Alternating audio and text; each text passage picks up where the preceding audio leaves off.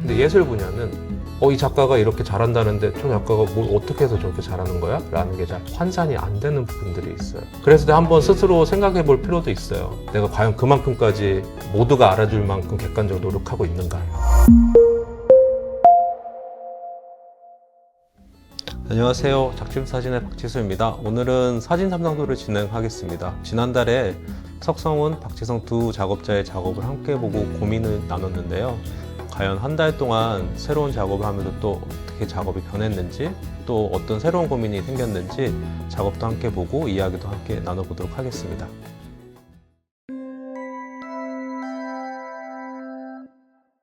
한 달 만에 또 뵙게 되네요. 반갑습니다. 반갑습니다. 지난번하고 좀 다르게 이제 좀 본인이 네. 이제 사진 속에 등장을 하게 되네요. 예, 제가 텍스트를 아예 배제를 하고 이제 보내드렸는데 네. 텍스트 없이 보시면 어떤 생각을 하실까 일단 궁금해서 이제 지난번 작업과 달리 모델만 찍으신 게 아니라 이제 본인의 모습도 좀 나오고, 그리고 본인의 생활 공간이나 어떤 본인과 관계된 부분들이 좀 이미지로 섞여 있어서 좀 시선 자체가 조금 방향성이나 달라지고 좀 확장된 것 같아서 좀 반갑게 봤거든요. 일단 그때 피드백을 해주신 후에 제가 그때 세웠던 계획을 전면적으로 좀 많이 수정을 했었는데, 그 계획 자체는 이제 원래는 인물 사진을 중심으로 하는 거였는데 오히려 인물만 찍으면 제 생각이 그렇게 크게 정리가 안 되는 느낌이 있었는데, 하다 보니까 그걸 어떻게 원하는 내용을 담아야 될지 생각을 하게 되더라고요. 순서를 제가 나름대로 이제 정했었는데, 그때 말씀해 주신 게 어머니 유품이나 남겨진 것, 아니면 뭐 일상적인 공간에 있는 그런 것이었는데, 그때 가장 먼저 생각났던 게 저희 어머니께서 도자기 페인팅을 하셨었는데, 예, 직업은 아니고 이제 취미로 하셨는데 매년마다 이제 저희 어머니가 앨범을 만들어서 이거 남겨놓으셨는데, 저는 몰랐는데 그 도자기 페인팅 앨범을 남겨놓으셨더라고요. 그래서 이제 그걸 펼쳐보면서 이게 어떤 게 남아있고 어떤 걸 이제 찍어야 될까 보면서 이 작업 같은 경우는 이제 계속 이어갈 생각이고, 기존의 아이디어가 삶과 죽음의 경계는 이제 하나의 얇은 천 같은 이제 그런 존재로 생각을 했어서, 저의 물건이기도 하지만 저희 어머니 물건이다 보니까 경계가 있을 수밖에 없다라고 생각을 했었거든요. 똑같이 베일을 이용해서 찍었는데 이거 일상적인 공간에서 찍다 보니까 이런 리모컨 같은 요소도 같이 나오게 되더라고요. 제가 의도한 건 아니었는데 네네. 이걸 제가 혼자서 또 보다 보니까 부재가 발생했지만 일상은 계속 되어야 된다는 이제 생각을 하게 되면서 이제 작업을 이어나가게 됐는데, 일상적인 집이라는 공간 자체가 가장 일상적인 공간이기에 저희 감각이 가장 무뎌지는 공간이라고 생각을 하게 되었거든요.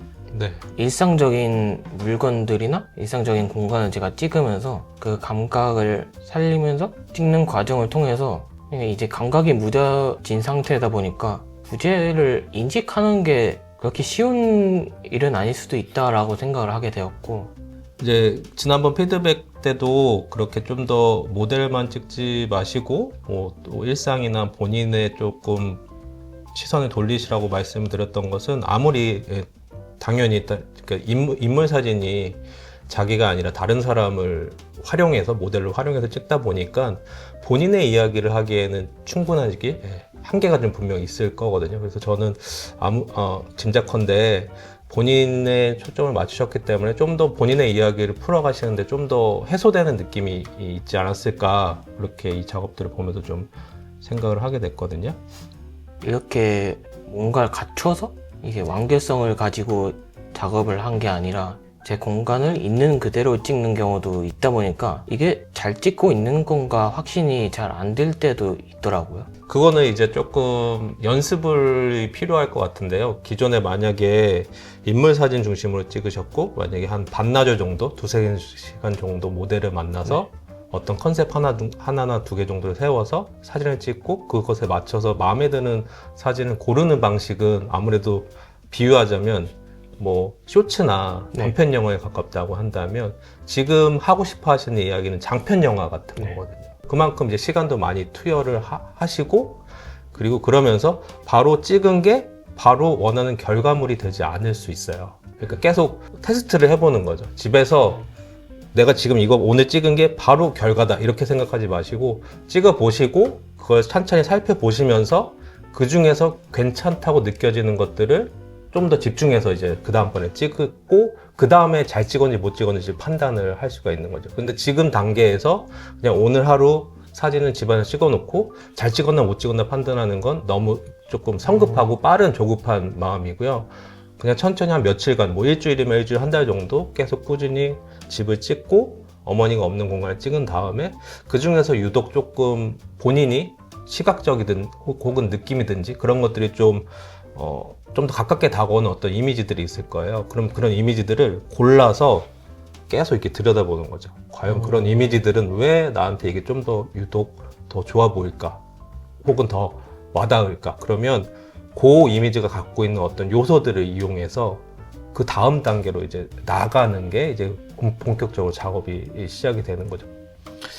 그리고 제가 조금 지금 이제 불과 한 달 만에 사실은 되게 새로운 시도나 다양한 방식으로 작업을 하신 것이기 때문에 이제 이것을 꾸준히 계속 하시다 보면 자연스럽게 이제 서로 다른 약간 이제 카테고리가 다른 사진들이 다 뒤섞여 있잖아요. 인물도 있고 정물도 있고 공간도 있고 이게 자연스럽게 톤이나 분위기가 일관성이 있게끔 유지되게끔 하는 방법은 무엇일까 그런 것들을 좀 고민해 보시면 좋을 것 같아요. 제가 저희 어머니 장례식 때 그 장례식을 하는 동안에는 실감이 안 났었는데 영정 사진을 드는 순간에 이제 실감이 들면서 가장 먼저 했던 생각이 저희 엄마를 안아줄 수가 없겠구나 라는 생각을 하게 그 생각이 가장 먼저 들더라고요. 왜 그 생각을 먼저 했을까 이제 생각을 하면서 한번 앉는 행위에 대해 생각을 하게 되었고 작업을 이어가면서 왜 그런 생각을 했었고 이게 어떤 의미가 있었을까 생각을 해보고자 합니다. 근데 이제 그 본인이 지금 생각하고 있는 그런 죽음과 관계된 주제들, 뭐 어떤 상징적인 의미들 이런 것에 집중하시는 것은 매우 좋고요. 또 한편으로는 그게 모든 이미지마다 직접적으로 다 드러나는 게 전체 작업에서 꼭 좋은 효과인가 아닌가는 좀 고민해 보실 필요가 있어요. 그러니까 가령 이 작업이 좀 더 기간도 길어지고 볼륨도 늘어나고 그래서 하나의 장편 영화처럼 된다고 했을 때 만약에 영화를 2시간짜리를 보는데 처음부터 끝까지 계속 죽음을 환기하는 이미지와 뭐 대사와 말과 배우가 그렇게만 나오면 그 영화를 견디기가 좀 어렵잖아요. 그래서 영화는 기본적으로 기승전결해서 앞부분에는 좀 더 단단하게 어떤 분위기를 일으키고 그리고 핵심적인 사건은 뒤에 보여주고 그런 식의 구조를 흐름을 만들잖아요. 그런 것처럼 이 이야기도 기승전결의 방법으로 어떻게 하면 앞부분은 좀 은유적이지만 잘 드러나지 않지만 암시적인 것 그리고 좀 더 중간에는 보는 사람들이 직접적으로 확인할 수 있는 것 그리고 좀 더 강하게 직접적으로 환기하는 이미지 뭐 이런 것들을 좀 더 세분해서 생각을 해보시는 것도 좋은 방법일 것 같고요. 본인이 어쨌든 이 작업 이야기를 하면서 생각들의 변화들 이런 것들을 계속 캐치하시면서 그것들을 이미지로 담아내시는 것도 중요하고 또 한편으로는 아마 이렇게 계속 어머니와 관계된 것들을 뭐 흔적들이나 남은 물건들을 찾아보시면 꼭 어둡고 슬픈 이야기만 아니라 또 되게 밝고 되게 소중한 것들도 분명 발견될 거거든요. 그런 것들도 작업에 어떻게 내가 포함을 시킬까? 그건 제가 처음에 생각했던 본인이 작업자가 처음에 생각했던 것과는 좀 다른 방향성이지만 그거마저도 내가 어떻게 이 작업 안에 포함시킬 수 있을까? 이런 것도 같이 고민을 해보시면 좋을 것 같아요. 네. 지금 제가 생각나는 작업은 작가 이름은 정확하게 기억이 나지 않는데 그 작가 같은 경우에는 어머니가 그 셰프였거든요. 그래서 돌아가시고 난 다음에 집에 갔더니 어머니가 그 레시피를 기록한 자료들이 이렇게 많은 거예요. 그래서 이 작가가 한 몇 년간 어머니의 집을 정리하면서 그 레시피를 하나하나 직접 자기가 요리를 하면서 그래서 그 레시피랑 요리하는 과정이랑 그리고 점점 이제 집을 정리하는 과정이랑 그런 것들을 묶어서 한 권의 사진책을 만들었거든요. 그래서 그 사진책은 좀 형식도 특이해서 이렇게 접히는 형식으로 이미지가 보이면 그 안에 레시피, 어머니 메모, 손글씨가 들어있는 레시피가 이렇게 들어가 있어요. 그래서 뭐 음식과 관련된 재료, 뭐 조리 도구, 그리고 만든 음식 이런 것이 1년간, 이렇게 몇 년간 쌓여있는 그런 형태로 책이 이렇게 만들어져 있죠. 그래서 아마도 뭐 이렇게 조금 긴 시간을 생각하시면서 내가 어머니가 남긴 어떤 물건들을 하나하나 목록화해 보겠다라는 마음으로 차근차근 이렇게 접근해 보시는 차원이 아마 작업적으로도 좋을 거고, 그것을 떠나서 본인의 어떤 어머니와의 관계나 애도라든가 이런 것들을 스스로 좀 해소하는데도 그럴 때 이런 작업이 많이 유용하게 활용이 되거든요. 그래서 그런 것도 좀 생각을 해주시면 좋을 것 같습니다.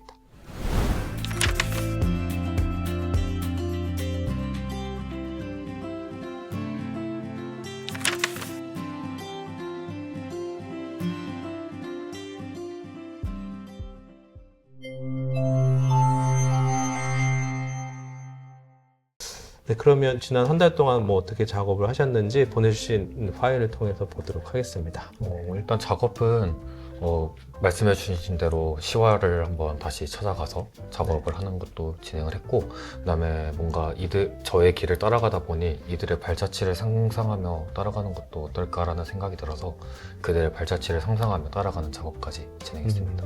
그 말씀하신 대로 좀 두 가지 정도로 작업을 병행하신 거네요. 네, 본인의 맞습니다. 기업과 관련된 장소, 그리고 문자와 연관되어 있는 맞습니다. 장소. 로케이션 과정은 좀 어떠셨어요? 중간에 뭐 어떤 느낌이나 생각들이 좀 드셨나요? 확실히 10년이라는 시간이 좀 지나다 보니까 네. 너무 많이 변하기도 하고, 아니면은 진짜 변하지 않는 장소들도 있어가지고 좀 색다롭게 느껴지기도 하고, 근데 이제 막상 그 길을 따라가다 보니까 이 길이 맞는 것 같은데 뭔가 다른 느낌도 들고 이질감도 들고 계속, 그래서 일단 좀 찾아가는 좀 생각보다 많이 힘들었던 것 같아요. 그러면 이거 같은 경우에는 좀 문자와 관련된 작업이라고 볼 수 있나요? 문자에서 온 어떤 인상착의와 비슷한 사람들을 좀 캐치를 하고 있는 작업? 이거는 그냥 이제 제가 갔던 그 길이나 아니면 그 당시에 이제 제가 네. 있었던 그런 공간들에서 지금에 일어나고 있는 그거를 찍는 거라서, 이 당시에 제가 이 세인교회를 가기 위해서 이제 누나랑 같이 가다가 일어난 일에 대한 거를 이제 한 거고, 그래서 지금 이거는 이제 그 당시에 제 기억과 제가 그 당시에 그날에 갔었던 공간들을 촬영한 작업이라고 생각하시면 될 것 같습니다. 그럼 촬영하실 때는 좀 어떤 것을 좀 시각적으로 어떤 것을 좀 주안점을 두고 촬영? 그냥 일단은 그 사람들이 어디로 갔을까, 뭔가 그분들의 인상착의나 아니면은 그분들이 이제 나이나 네. 이런 것들을 상상하면서 이 사람들이 과연 어디로 갔을까를 계속 생각을 했어요. 그러면서 그냥 그 길들을 계속 따라가면서 보이는 풍경이나 아니면은 제 시선에 대해서 제가 관심을 가질 수 있는 그런 시선에 대해서 촬영을 했던 것 같아요. 그러면 어쨌든 뭐 이게 완성이나 완결은 아니고 이제 다시 한번 작업을 원점에서 다시 출발을 하시는 것 같은 느낌이 네. 드는데요. 그러면 지금은 조금 어떤 계획을 조금 지금 계획은 작업을 하면서 좀 했던 게, 제가 뭔가를 계속 알리고 계몽을 시키고 막 이러려고 했었던 것 같아요, 이 작업을 하면서. 그래서 내가 왜 도대체 사람들에게 이런 정보를 알리려고 했을까. 근데 정작 이 안다라는 게 뭘까라는 궁금증이 발생을 하더라고요. 그래서 그냥 그 아는 거라는 거에 대해서 좀 생각을 해보는 시간을 가지면 좋지 않을까. 나도 그렇고 사람들에게도 네. 여러분 아는 게 뭘까요? 라고 이렇게 질문을 던지는 식의 방식의 작업을 한번 해보면 어떨까라는 생각이 들어서 그래서 지금 세고하고 있는 게, 그냥 직관적으로 바라보고 알게 된 거를 적게 하는 방식의 프로젝트를 지금 진행을 하려고 하는데, 그래서 지금 이렇게 해서 한 권에 두 권의 책을 제시를 해서 이 공책에다가 적는 방식의 작업을 진행을 하고 이제 이거를 프로젝트로 그냥 한번 실행을 해보려고 지금 한 20명 정도에게 배포를 해서 이제 정보를 이제 받아들이는 식으로 작업을 진행을 하려고 하고 있습니다. 이 두 개의 사진을 보고 알게 된 것들을 그냥 여기에 사실대로 아무거나 적어줘라, 이렇게 그냥 제시를 하고, 네. 이제 그 사람들이 뭐 알게 된 것들이 뭐 안에 있는 내용이 직관적인 걸 수도 있고, 네. 아니면 보면서 들었던 감정이나 생각일 수도 있고, 그래서 그거를 그냥 구분 없이 그냥 편하게 적어줘라 라는 식으로 해서 그거를 이제 수집하는 작업을 이제 하고 있습니다. 근데 지금은 혹시 이 작업도 마찬가지로 좀 고민하는 지점이 있다면 어떤 걸까요? 궁극적으로 제가 계속 이걸 하다 보니까 진짜 아는 게 뭘까라는 그 철학적 질문에 다가갈수록 그 이야기를 할 것 같아서, 그러면은 너무 이야기도 저는 원래 그걸 표현하려고자 한 게 아닌데 뭔가 철학적인 그 수단으로 계속 빨려 들어갈까 봐 좀 그게 걱정인데, 그거를 어떻게 하면은 그쪽으로 빠지지 않고 그냥 제가 하고자 하는 이야기를 꾸준히 할 수 있을지가 좀 굉장히 고민이어가지고. 일단은 지금 이 보내주신 작업도 그렇고 지금 새로 진행하신 작업도 그렇고 어쨌든 그 겉으로 보이는 이미지 이면에 작가가 무언가를 수행하는 과정들이 포함되어 있거든요. 네. 그러니까 뭐 과거에 나의 기억 속에 가서 찾아가는 여정이든 혹은 문자를 받고 문자와 연관된 지역을 찾아가거나 사람들을 쫓아가든 어떤 그 숨겨진 여정과 수행성이 있는데 그 수행성을 드러내는 방법은 이 작업 안에서 개발되거나 고민되고 있지 않은 부분들이 있어요. 이 작업도 마찬가지죠. 어쨌든 어떤 이야기를 가졌든 간에 그 이야기에 맞춰서 다른 사람들 참여를 하게끔 하고 그들이 무언가를 쓰게끔 하고 하는데 그것 또한 이제 결과물만 텍스트만 있게 될 가능성이 높거든요. 지금 상태로 봤을 때. 소피카 작업 같은 경우도 다른 사람들 타인들을 섭외해서 참여하게끔 하고 하잖아요. 그때 뭐 이제 그 중에 하나의 작업은 뭐 소피칼 본인이 연인에게 이별 통보를 받은 편지를 받아서 그 편지 한 장 똑같은 내용의 편지를 여러 사람들에게 보내고 그 여러 사람들이 이제 해석하는 부분들을 이제 작업하잖아요. 네. 그때 그 편지를 읽고 있는 모습을 찍는다던가 그 결과물뿐만 아니라 그러니까 그 과정. 그 뭐 편지를 보내거나 편지를 그 사람이 받았거나 그 사람이 뭐 쓰는 과정이든가 그런 식의 어쨌든 그 이 작업과 연계되어 있는 과정들이나 행위들 있잖아요. 네. 그것들이 같이 결합해줘야 어쨌든 그 전달하고자 하는 바들을 제3자가 봤을 때 아 이러이러한 과정들을 거치고 있구나라는 것들을 알아야 그 궁극적인 이야기나 메시지까지 갈 수 있을 거거든요. 근데 그 부분이 지금 양쪽 다 좀 설계가 없는 부분들이 있는 거죠. 그래서 지금 작업도 만약에 과거의 기억과 관련된 장소들 어쨌든 다시 찾아가는 거니까 그게 사실 궁극적으로는 그 장소에 있는 현실적인 풍경만 그대로 채집한다고 해서 뭔가 해소되거나 이야기가 완결되긴 좀 어려울 것 같고 네. 그걸 바탕으로 또 무언가 다른 이야기를 구상을 하셔야 될 것 같다는 생각도 들고요. 그리고 또 한편으로는 뭐 하다못해 이 전체 지역에 대한 맵이라든가 그래서 뭐 중간중간 내가 어디까지 왔고 뭐 이런 식의 동선 같은 것도 이렇게 그래픽적으로 보여줄 수 있다든가 혹은 문자 메시지와 관련된 작업이면 진짜 실제로 문자 메시지 받은 거 그 스마트폰을 이렇게 찍어서 그런 이미지를 또 중간중간 삽입한다던가 안 그러면 지금 사실은 이미지만 넣고 보면 과거의 기억 속 장소를 돌아다닌 것과 이 문자 메시지를 쫓아가는 것과 시각적인 차이가 없죠. 예. 그래서 이제 지금은 뭔가 사건도 제외를 해보고 나의 이야기도 다 제외를 하고 그런 걸 다 없앴을 때 내가 그냥 내가 들었던 생각을 사람들에게 공유를 해서 그 사람들 또한 그 작업 안에서 생각을 할 수 있게 만드는 걸 해보자 해서 이제 지금은 그런 식으로 이제 작업을 진행을 하고 싶은데 이게 이제 이게 완전 처음으로 다시 백지 상태로 돌아와서 진행을 하다 보니까 이게 과연 사람들한테 읽히는 부분도 있고 아니면 이게 어쨌든 간에 너무 추상적인 부분이 껴있다고 생각이 들거든요.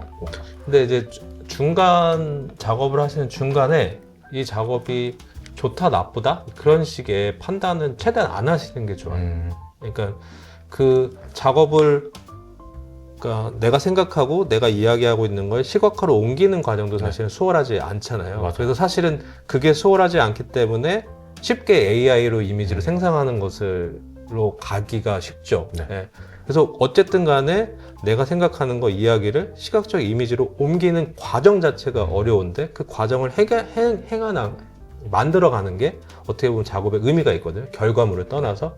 그러나 이제 현실적으로 작업을 하거나 뭔가 공모를 하거나 이럴 때는 좋은 결과물이 있어야 그래서 좋은 작가라고 평가를 받아야 다시 또 이제 작업을 할 수 있는 여건이 마련되지만 그런데 작업을 하는 과정 속에서 이 작업이 좋다 나쁘다라는 판단이 서면 작업이 점점 어려워지죠.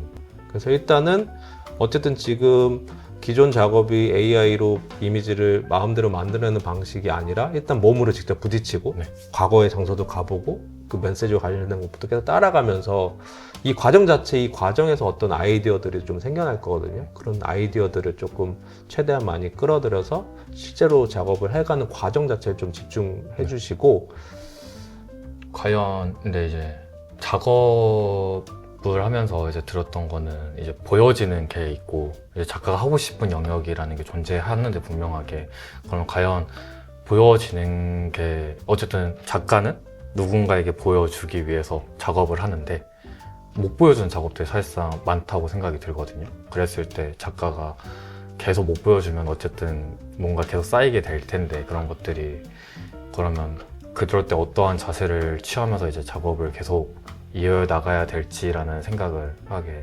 돼가지고 네, 그거는 기본적으로 모든 작업자들이 하고 있는 고민일 네. 거예요. 예, 내가 어쨌든 작업을 하고 있는데 이게 충분히 피드백을 얻고 있지 못하는 것 같고 네. 발표기에도 충분히 하지 못하고 그 좋은 평가를 받고 싶은데 그런 마음들이 공존하는데 좀 근데 또 한편으로 냉정하게 살펴보자면 예술이나 창작 과정이 남들한테 평가를 받기가 상당히 좀 쉬운 분야는 아닌 것 같아요. 네. 다 주관적인 평가를 하잖아요. 맞아요. 객관적인 데이터가 없고 이 작가가 이렇게 잘한다는데 저 작가가 뭘 어떻게 해서 저렇게 잘하는 거야? 라는 게 잘 환산이 안 되는 부분들이 있어요. 네. 그래서 한번 스스로 생각해 볼 필요도 있어요. 예.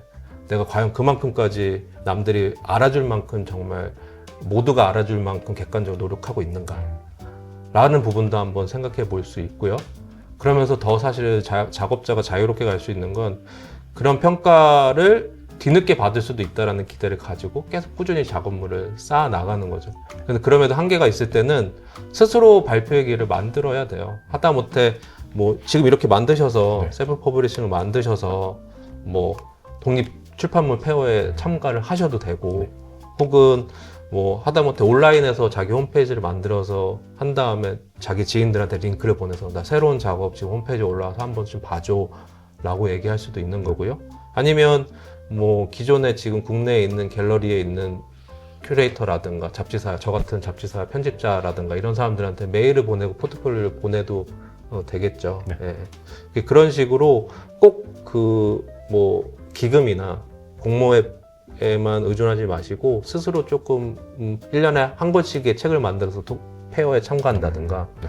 뭐 연말째 되면 다 갤러리마다 한 번씩 포트폴리오를 돌린다던가 이런 식으로 자신만의 하나의 루틴을 좀 만드시면 좋을 것 같기는 해요. 라이언 맥기니 같은 경우도 20살 초반에 그냥 자기가 아는 갤러리 곧 그러니까 이사할 갤러리, 허름한 갤러리에서 다 비어져 있어서 거기서 그냥 자기 전시를 했어요. 그리고 스스로 100권의 책을 만들었어요. 손으로. 그리고 100권 중에 한 50권을 자기가 존경하는 패션지 에디터들에게 보냈어요. 만든 100권 중에 한 권이 우연히 그 휘트니 미술관 큐레이터가 보고 그 작업이 마음에 들어서 그 다음에 최연소로 휘트니 미술관에 전시를 하거든요. 그러니까 그런 정말 드문 경우도 있지만 자신이 어쨌든 자신의 작업을 믿고 좀 해나가야겠다는 생각이 있으면 어떤 식으로든 간에 알릴 수 있는 방법이 있으니까 그런 부분들을 생각해 보시면 좋을 것 같아요. 그런 부분들도 좀 좋아하는 작가들을 참고해 보시면 작가들의 인터뷰에 보면 자기가 어떻게 이렇게 성장하게 됐는지 그런 이야기들도 있을 거거든요. 그런 것들을 좀 참고하셔도 좋을 것 같고요. 오늘 작업 보여주셔서 고맙고 앞으로도 계속 많은 생각들을 다 작업의 씨앗으로 가져가면서 작업을 하시기를 기대하겠습니다. 네, 오늘 고맙습니다. 감사합니다.